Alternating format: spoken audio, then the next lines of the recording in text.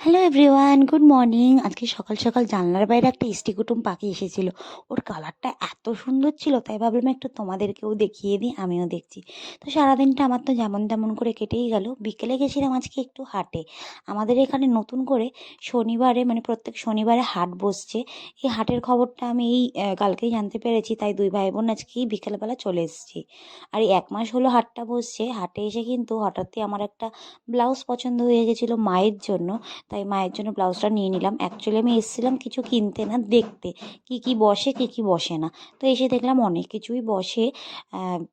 শাড়ি, সায়া, blouse, nightie, ছেলেদের অনেক জামা কাপড় আছে, বাচ্চাদের জুতো, সব কিছুই বসে।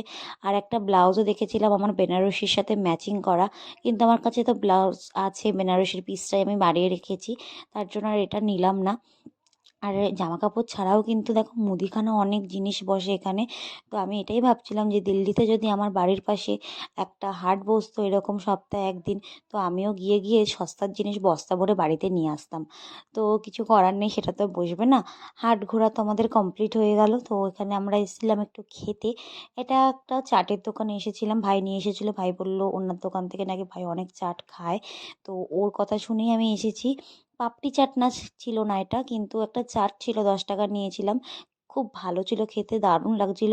এছাড়াও অনেক খাবারের দোকান ছিল, ফুচকা, ঝালমুড়ি, পিঠে, নিমকি, জিলাপি তো দেখলেই আমার পেছনে।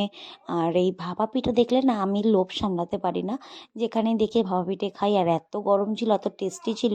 ফু, মানে ফু দিয়ে দিয়ে খেয়ে নিয়েছি, দুজনে দুটো, আর মায়ের জন্য যাওয়ার সময় একটা নিয়ে গেছি।